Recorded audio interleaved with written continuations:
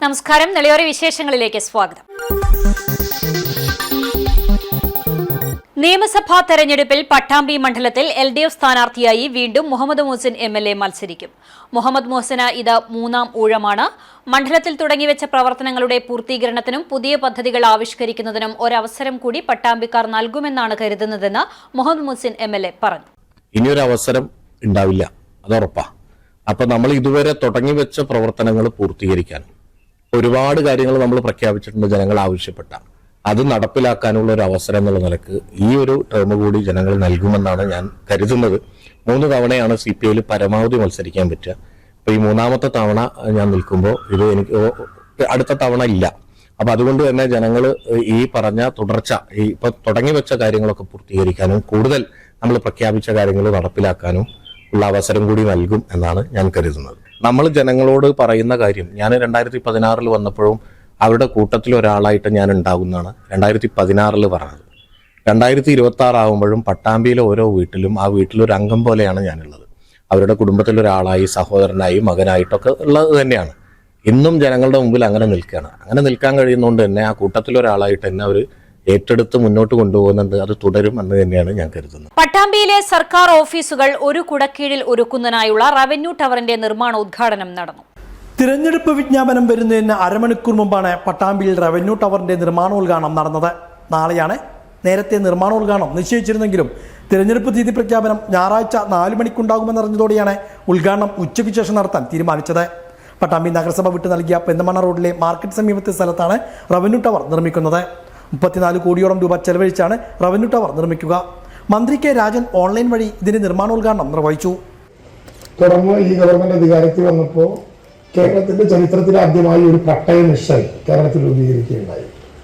നാട്ടിലെ മുഴുവൻ 140 നിയോജക മണ്ഡലത്തിലെയും MLA അധ്യക്ഷന്മാരായി ആ നിയോജക മണ്ഡലത്തിലെ പഞ്ചായത്ത് മെമ്പർമാർ വരെയുള്ള മുഴുവൻ ജനപ്രതിനിധികൾക്കും പങ്കാളികളാകാൻ കഴിഞ്ഞ് അവിടെ വെച്ച് ഈ നാട്ടിലെ ഓരോ പട്ടയ പ്രശ്നങ്ങളും അവതരിപ്പിക്കാൻ ജനപ്രതിനിധികൾക്ക് അവസരം കൊടുത്ത് ആ പട്ടയ പ്രശ്നങ്ങളെ തഹസിൽദാരിൽ കുറയാത്തൊരു നോഡൽ ഓഫീസറായിട്ടുള്ള ഉദ്യോഗസ്ഥൻ ക്രോഡീകരിച്ച് താലൂക്കിലോ ജില്ലയിലോ തീർക്കേണ്ട പ്രശ്നങ്ങൾ അവിടെ പരിഹരിച്ച് അതല്ലാത്തവ പട്ടയ ഡാഷ്ബോർഡിലേക്ക് ഉൾപ്പെടുത്താൻ പറ്റുന്ന അത്ഭുതകരമായിട്ടുള്ളൊരു മാറ്റമായിരുന്നു പട്ടയ മിഷൻ. എല്ലാ സർക്കാർ ഓഫീസുകളും ഒരു കുടക്കീഴിൽ കൊണ്ടുവരികയാണ് റവന്യൂ ടവറിലൂടെ ലക്ഷ്യമിടുന്നതെന്ന് മുഹമ്മദ് മുഹസിൻ MLA പറഞ്ഞു.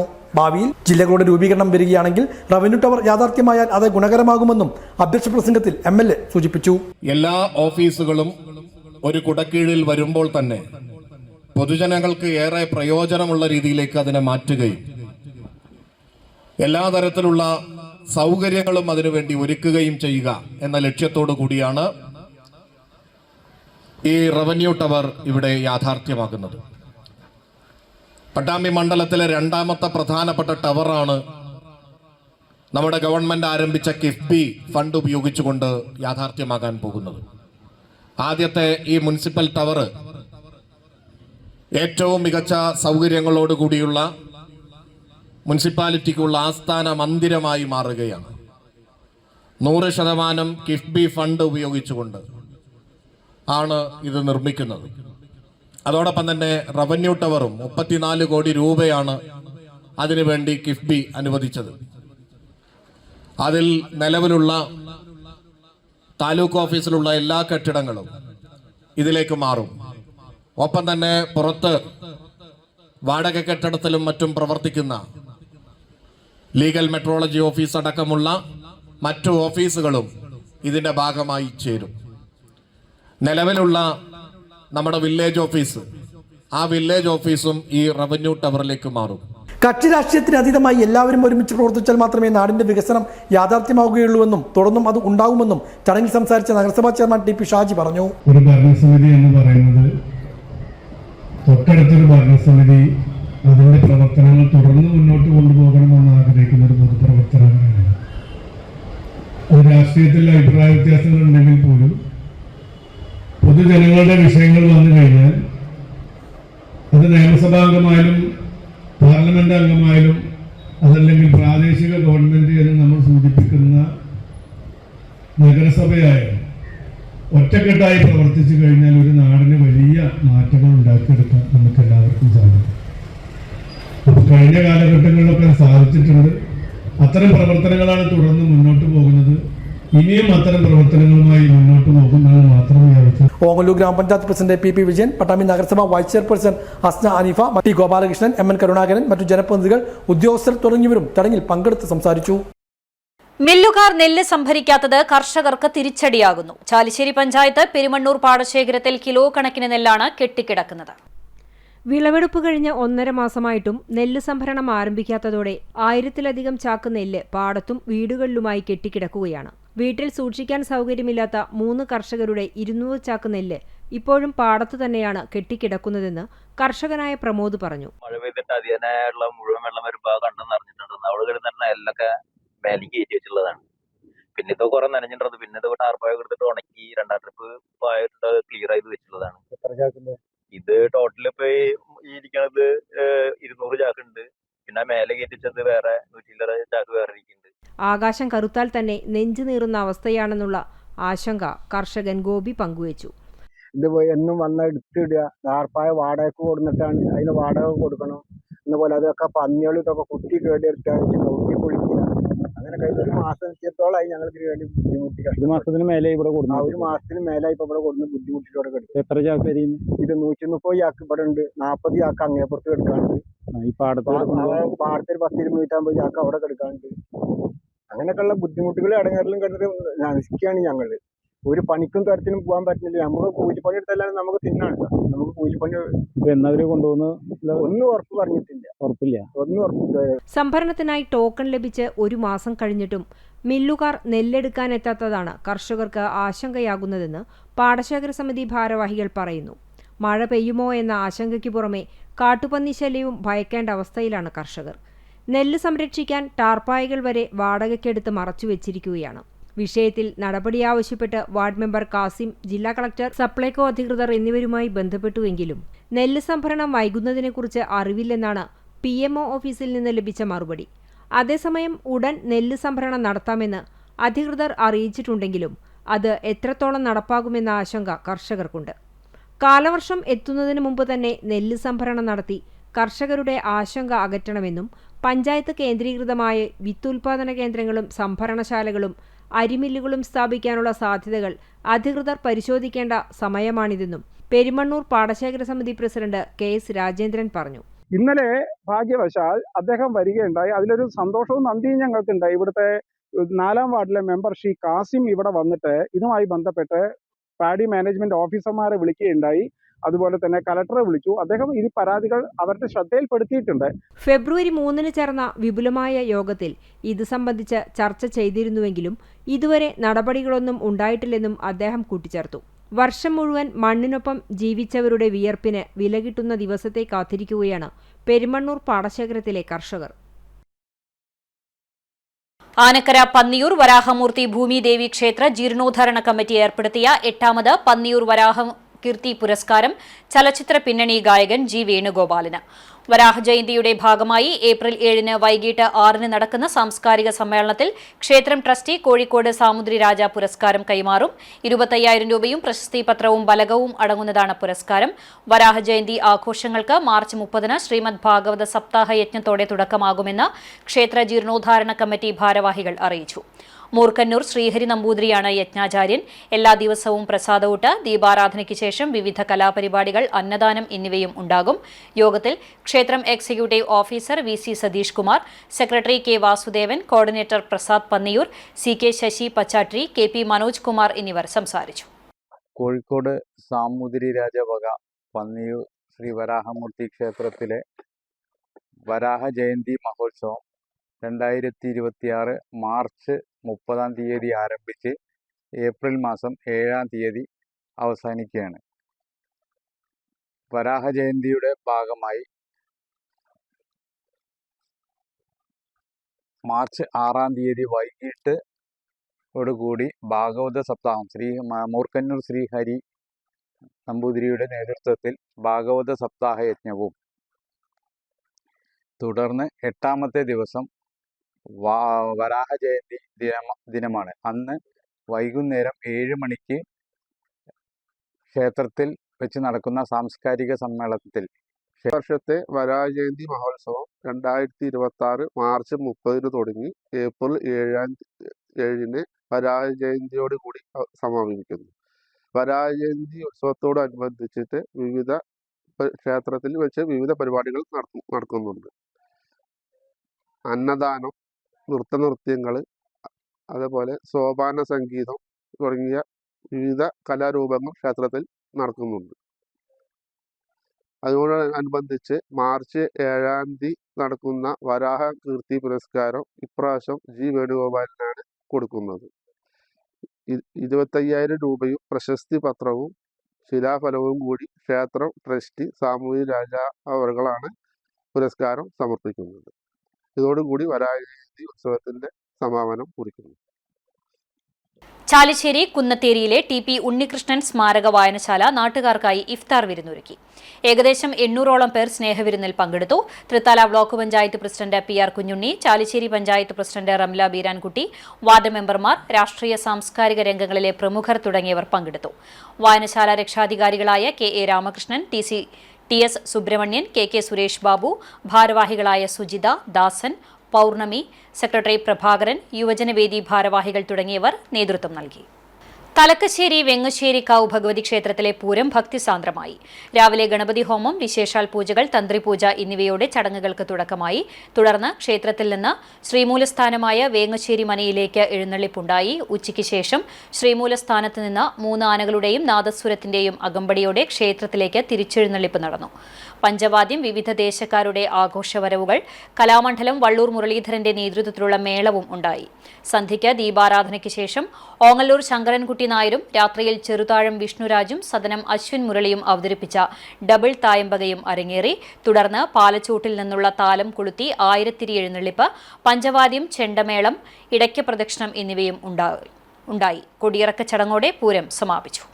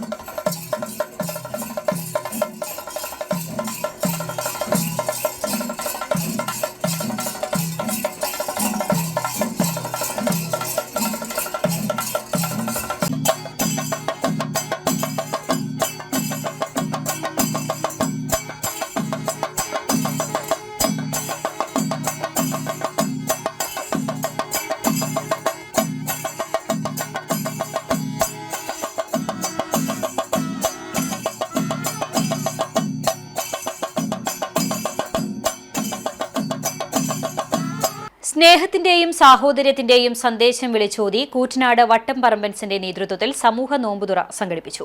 ജാതിമത ഭേദമന്യേ സമൂഹത്തിന്റെ വിവിധ തുറകളിലുള്ള 100 കണക്കിന് ആളുകൾ ഒത്തുചേർന്ന ചടങ്ങ് ജനപങ്കാളിത്തം കൊണ്ട് ശ്രദ്ധേയമായി.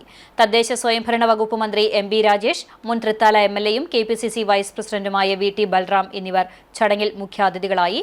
രാഷ്ട്രീയ സാംസ്കാരിക മേഖലയിലെ പ്രമുഖരും ചടങ്ങിൽ പങ്കെടുത്തു. നാടിന്റെ നാനാഭാഗങ്ങളിൽ നിന്നായി എത്തിയ നിരവധി പേർ സ്നേഹവിരുന്നിൽ പങ്കുചേർന്നു. സമാധാനത്തിന്റെയും ഐക്യത്തിന്റെയും പ്രാധാന്യം വിളിച്ചോതുന്നതായിരുന്നു നോമ്പുതുറ. തളി വിരുട്ടാണം മസ്ജിദ് റഹ്മയിൽ സമൂഹ നോമ്പുതുറ സംഘടിപ്പിച്ചു. തളി മഹല്ല് ഖത്തീബ് ഹാഫിസ് ഫാസിൽ ഹുദവി അനുഗ്രഹ പ്രഭാഷണം നടത്തി. മഹല്ല് പ്രസിഡന്റ് VU അബ്ദുൾ നാസർ അധ്യക്ഷത വഹിച്ചു. വരവൂർ ഗ്രാമപഞ്ചായത്ത് മെമ്പർമാരായ PV വാപ്പുട്ടി, TM നാസർ, മസ്ജിദ് റഹ്മ പള്ളി ഇമാം നജീബ് വാഫി തുടങ്ങിയവർ സംസാരിച്ചു. ഖാലിദ് മണ്ണിലവളപ്പിൽ, അസീസ് മുണ്ടിലവളപ്പിൽ, ഷാജി മണ്ണിലവളപ്പിൽ, കുഞ്ഞാനു, റഷീദ് അളിയൻ, സലാം മാച്ചാമ്പുള്ളി എന്നിവർ നേതൃത്വം നൽകി. പള്ളി നിർമ്മാണത്തിന് സ്ഥലം സംഭാവന നൽകിയ സുലൈമാൻ ഹാജി ചിറ്റണ്ട, ഇസ്മയിൽ ഹാജി ചിറ്റണ്ട എന്നിവരെ ചടങ്ങിൽ ആദരിച്ചു. പട്ടാമ്പി നെടുങ്ങനാട് മുത്തശ്ശിയാർ കാവിൽ കൂത്ത് താലപ്പൊലിക്ക് കൂറയിട്ടു. ഏപ്രിൽ 26-നാണ് താലപ്പൊലി ആഘോഷം.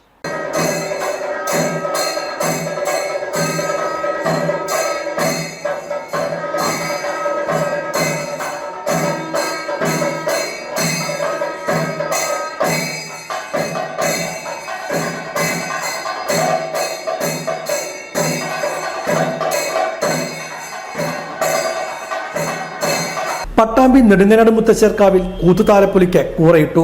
പാവക്കൂത്തിന് തുടക്കം കുറിച്ചുകൊണ്ടായിരുന്നു കൂത്ത് കൂറയിടൽ ചടങ്ങ് നടന്നത്. ക്ഷേത്രം തന്ത്രി അഴകത്തുമന പരമേശ്വരൻ നമ്പൂതിരിപ്പാട് മുഖ്യ കാർമ്മികത്വം വഹിച്ചു.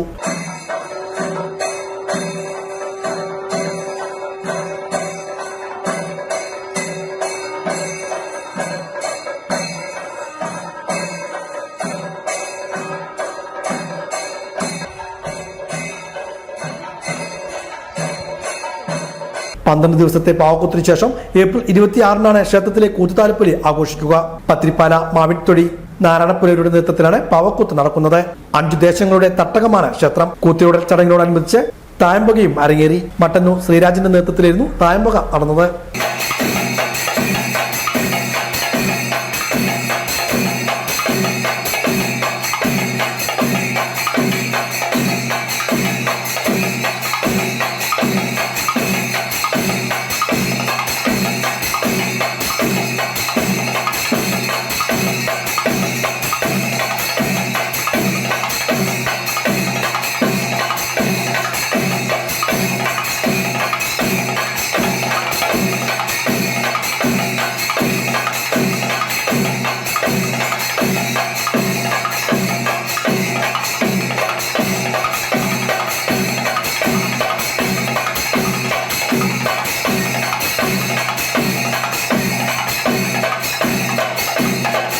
ആഘോഷപ്പൊലിമയിൽ കൊപ്പം, എറയൂർ, തിരുവളയനാട് കാവിലെ താലപ്പൊലി ആഘോഷിച്ചു. വിവിധ ദേശങ്ങളിലെ പൂരം വരവ് വർണ്ണക്കാഴ്ചയായി.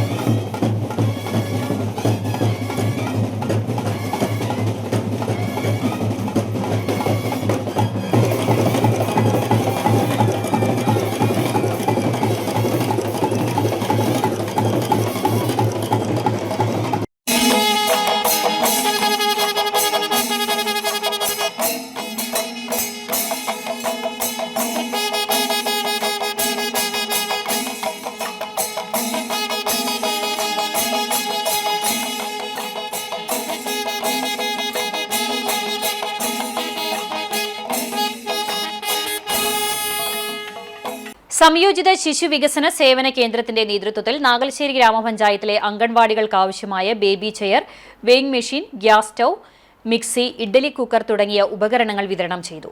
ഗ്രാമപഞ്ചായത്തിലെ പകൽവീട് ഹാളിൽ വെച്ച് നടന്ന ചടങ്ങിൽ ഗ്രാമപഞ്ചായത്ത് പ്രസിഡന്റ് ഡോക്ടർ ടി.വി. നിഷ വിതരണോദ്ഘാടനം നിർവഹിച്ചു. Vice president K T. മോഹൻദാസ് അധ്യക്ഷനായി. വികസനകാര്യ standing committee chairperson T. Haseena, ആരോഗ്യ വിദ്യാഭ്യാസ standing committee chairperson K P. Sulaikha, ക്ഷേമകാര്യ standing committee chairman V. Manikandan, Geetha Nanniyamkode തുടങ്ങിയവർ സംസാരിച്ചു. രാധിക പദ്ധതി വിശദീകരണം നടത്തി. അത് നമ്മുടെ പ്രൊജക്റ്റ് അതിന് വേണ്ടിയിട്ട് മാക്സിമം കാര്യങ്ങൾ ചെയ്യുന്ന ICD സൂപ്പർവൈസർക്ക് ആദ്യം ഞാനൊരു അഭിനന്ദനങ്ങൾ അറിയിക്കുകയാണ്. നമുക്കറിയാം നമ്മുടെ കുട്ടികൾ ഇപ്പോൾ അമ്മമാരായാലും അംഗനവാടികളിലേക്ക് പറഞ്ഞയക്കാൻ മടിയുള്ള അമ്മമാരായാലും നമ്മൾ അംഗനവാടികൾ കാണുമ്പോൾ തന്നെ അവർക്കൊരു കുഴപ്പമില്ല. അവിടുത്തെ പഠന രീതിയായാലും സൗകര്യങ്ങൾ കാണുമ്പോഴും കുട്ടികൾ കൂടുതൽ പറഞ്ഞയക്കാൻ അമ്മമാർക്ക് താല്പര്യം ഉണ്ടാവും. അപ്പോൾ ഇങ്ങനത്തെ കാര്യങ്ങൾ കാണുമ്പോൾ നമ്മുടെ അംഗനവാടികളുടെ വികസനത്തിനും കുട്ടികളുടെ ക്ഷേമത്തിനൊക്കെ വളരെ ഒരു എന്താ പറയുക സഹായത്തിനാണ് നമുക്ക് ഇങ്ങനത്തെ കാര്യങ്ങൾ നമ്മൾ ചെയ്യുമ്പോൾ കൂടുതൽ കുട്ടികളെ നമുക്ക് അതിലേക്ക് കൊണ്ടുവരാൻ കഴിയുകയും ചെയ്യും. ഇതോടെ നിളയോര വിശേഷങ്ങൾ സമാപിക്കുന്നു. നമസ്കാരം.